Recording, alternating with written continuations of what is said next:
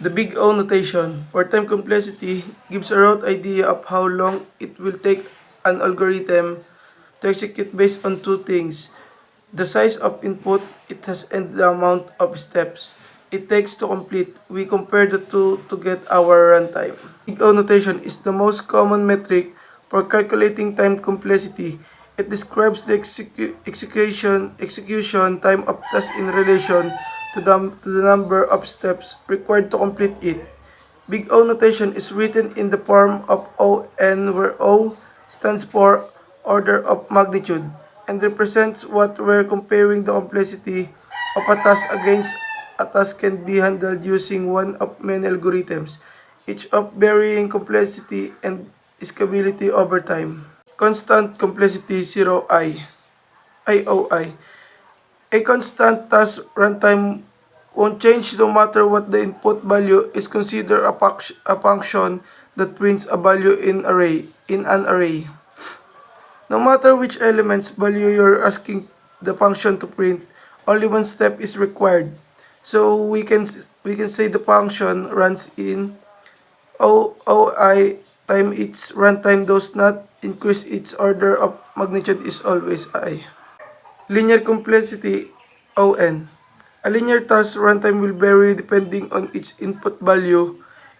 If you ask a function to print all time the items in a 10-element array, it will require less steps to complete than it would a 10,000 element array.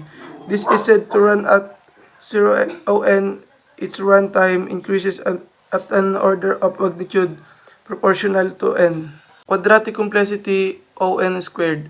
A quadratic task requires a number of steps equal to to the square of its input value. Let's look at a function that takes an array and n as its input values, where n is number of values in the array. If I use a nested loop, both of which use n as its limit condition, and I ask the function to print the array's contents, the function will perform n rounds, each round printing n lines for a total of n squared print steps.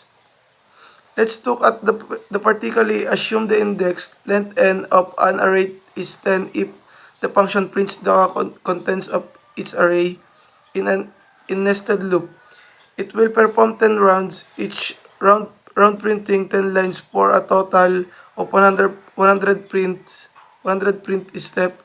This is said to run in ON squared time. Its total runtime increases of an order of magnitude proportional n. Grow hierarchy. The big O notation offers a consistent mechanism to compare any two algorithms and hence help us make our code faster and more scalable.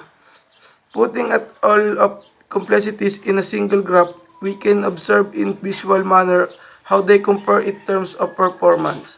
Big O notation is a way to measure an algorithm's efficiency.